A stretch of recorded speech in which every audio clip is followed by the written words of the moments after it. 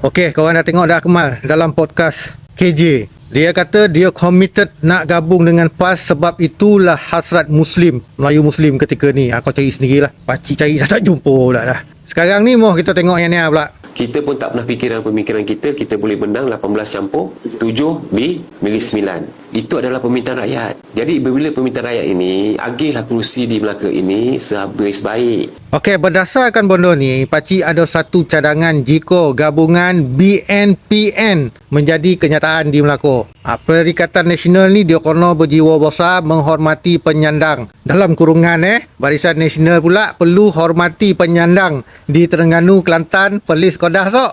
Kau jangan nak cakap tak serupa bikin pula. Okey, Perikatan Nasional ni dia hanya ambil 7 kursi yo kat Melaka. Dia ada 3 kursi Melayu ni, iaitu 2 oleh penyandang bersatu Bomban dengan Sungai Udang, 1 oleh penyandang amanah Bukit Katil. Kemudian ada baki 3, ada ompek lagi 7 semua kan. Tolak 3 ompek kursi bukan Melayu penyandang DAP, Air Oto Laksmano, Bandar Hilir dan Kosidang. Dari 7 kursi ni, pakcik cadang PAS ambil 2 kursi Melayu. 1 kursi Melayu tu bagi kat wawasan. Baki ompek kursi tu yang bukan Melayu tu, yang DAP tu, bagi kat gerakan atau wawasan juga. Wawasan ni dia bercampur Melayu apa semua. Jadi korang bincanglah elok-elok sebab inilah hasrat Muslim. Bermula kat Johor, yang betul-betul jitu hasrat Muslim tu kat Negeri Sembilan. Sekarang ni tu kat Melaka. Tapi koklah BN dia tak maun, dia nak go solo. BN Melaka ni dia Perikatan Nasional pun dia tak maun, Pakatan Harapan pun dia tak maun. Jadi dia nak solo. Jadi Perikatan Nasional ni dia perlu guna kaedah Johor. Dia bertanding lebih banyak, tapi jangan berlagu. Jangan usik di ompek boleh kursi UMNO yang paling kuat. Kau list lah. Yang paling kuat tu jangan usik, supaya Melaka ni dia masih terjamin jatuh di bawah pemerintahan Muslim yo. Kita belagu-belagu macam mana pun, ompek boleh kursi UMNO ni jangan usik. Sebab kita tak maun menang jadi arang, kalah jadi abu. Kalau Barisan Nasional pilih Pakatan Harapan macam mana cik?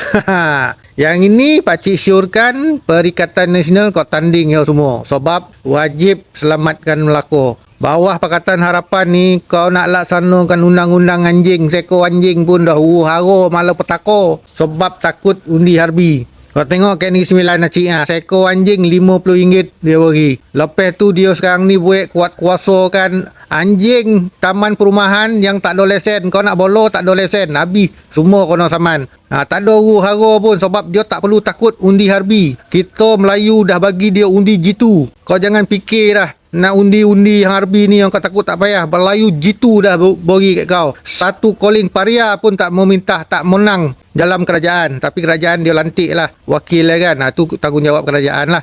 Dia buat lantikan bertaraf esko. Bahaya, dia tuduh orang sakau-sakau, dia pun sakau yo. Tapi dalam paduh masa yang ni pun sakau, yang ni pun sakau, yang ni dia boleh laksanakan undang-undang, dia boleh melindungi sentimen orang Muslim, Melayu Muslim. Yang ni pula dia pun sakau yo, tapi dia takut nak togakkan undang-undang anjing nak togakkan pun haru. Gila betul, ini pula nak selesaikan kedaulatan tu kuil haram, hutan simpan, keluhuran perlembagaan. Tak dapat tu. Macam mana tu nak lindungi abatasa tu, agama, bangsa, tanah air, sumber alam. Besar mudarat tu. Jadi acik kot macam tu lah. Kalau terpaksa lah PN ni, Perikatan Nasional ni terpaksa lah melawan gabungan Barisan Nasional dan Pakatan Harapan, acik kena pergi Melaka, acik kena cari Rainbow Melaka tu, nak minta gabung mu acik ni gabung kempen lah. Terpaksa lah tu. Ijtihad lah, ijtihad. Yang korap ni kena lawan, memang kena lawan, tapi dia ada garis merah. Kalau lawan ni nak menggantikan dengan korap yang harbi, baik tak payah. Orang Melaka share. Jadi kalau kau nak tahu apakah penjelasannya, kau klik link dekat bio TT ataupun dekat profile FB ni ya.